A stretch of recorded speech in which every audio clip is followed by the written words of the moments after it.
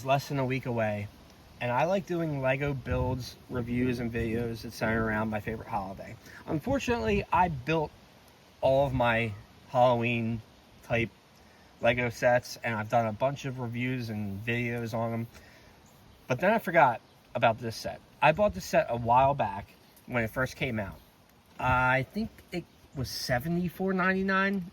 I ended up getting it for half price. I think it was like 37, 38, maybe 40 bucks with tax, because the store that I bought it from had a bunch of damaged boxes. They must have gotten the money back from Lego, so they were just trying to get rid of sets.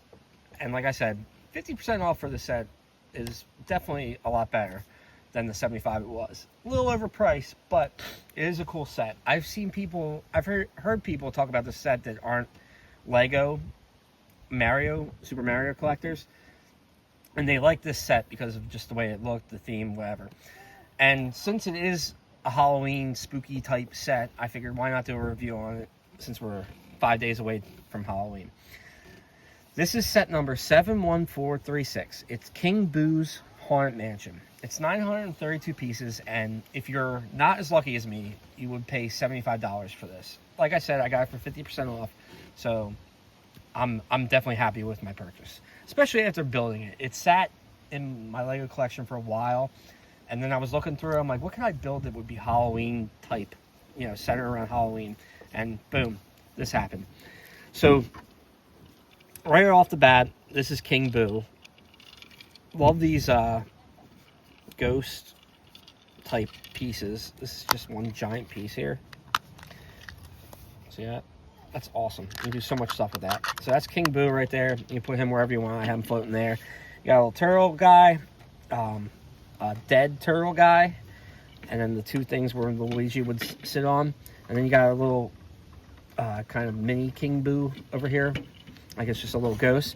So the set itself looks pretty small, but it does fold out like this, making it a lot bigger and look a lot cooler. And there's a couple things that you can do with this set.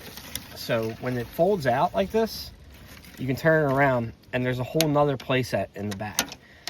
So that drops down like that, and you put Luigi on here, and Luigi goes back and forth, and the ghost is doing that.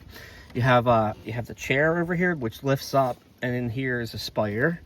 That's actually a pretty cool little thing.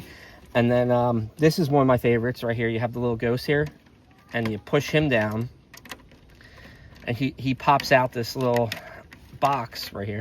There you go. Uh-oh, Jesus.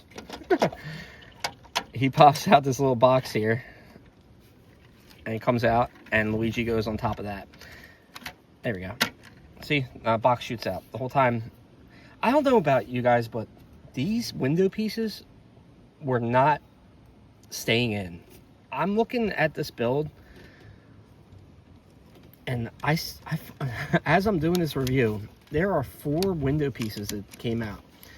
As I was building it, it was driving me crazy because I kept having to like replace them. Let me know if anyone's having an issue with these, because they're just not clicking in tight enough. I don't know. All right, side banner done. I like the whole setup that this looks like. You have bookcases over here, flowers in the middle, spire, some cool mechanical stuff, popping out, all that. And then, like I said, it all folds up, and then you can have it on display as a little spooky house in your either Lego display or your Mario display. As far as Lego's Super Mario sets go, this is obviously centered around Luigi and the scary part. I think it was a good build. If you're on the fence about this, I believe it's retiring at the end of the year, so I would definitely pick it up.